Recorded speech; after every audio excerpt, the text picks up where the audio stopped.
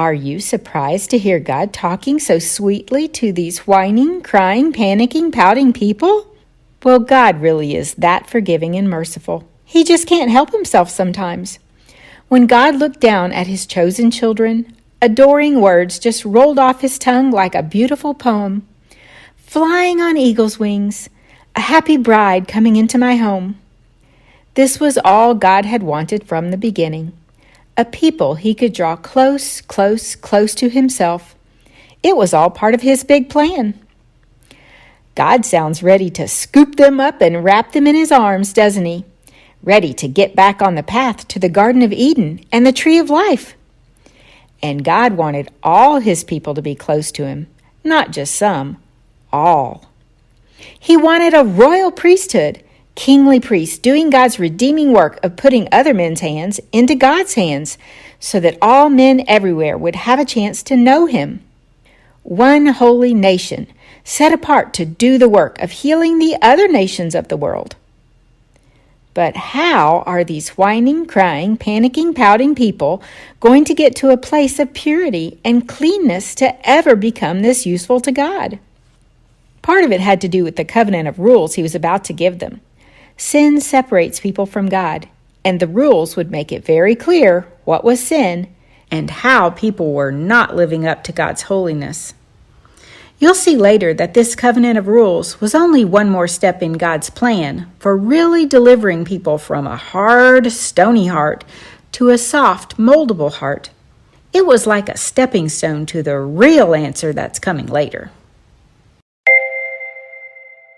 Then Moses went down the mountain and told the people all that God had said. They excitedly answered, "All that the Lord has commanded we will do." So Moses went back and told God what they'd said.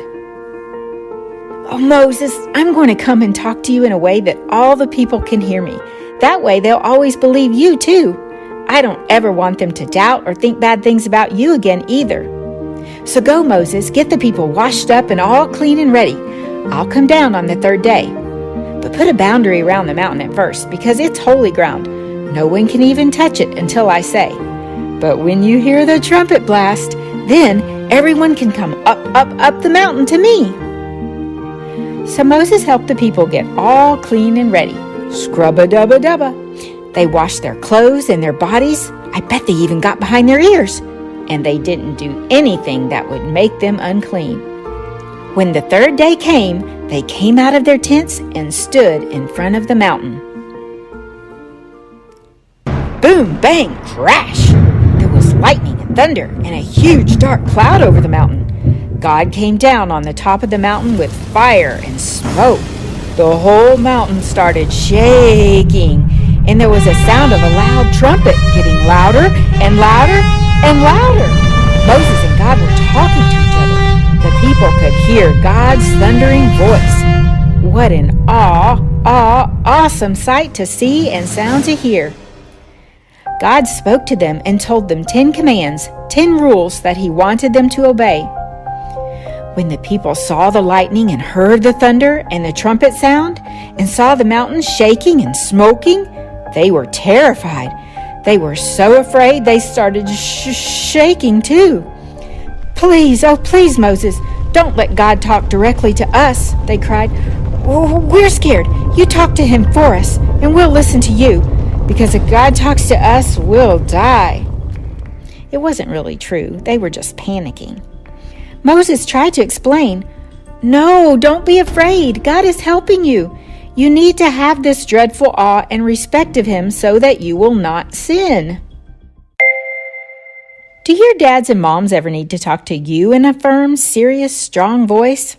Of course. Why do parents talk strongly to you sometimes? Because they love you and want you to understand that some things are serious, especially sin. But once you understand something is serious, and you are respectful, sweet, and do your best to obey, then you get scooped up for some lovin', don't you? Yeah.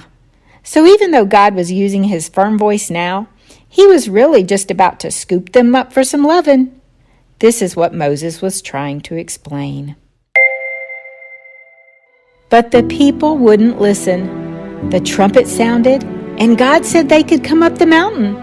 But the people kept their distance. They didn't want to get close. Oh no, being close, close, close, and holy, set apart for Him, was part of God's big plan. God had just finished telling them that they could be His royal priesthood. He had just gotten a covenant ready that would show them the way to get their hearts ready so that they could be His holy nation. But they had missed their chance. So now God was going to have to change that part of His plan for them. He would once again have to take the slower way to get His bride, His kingdom of priests. These children of His would be missing out on the really good stuff. For now.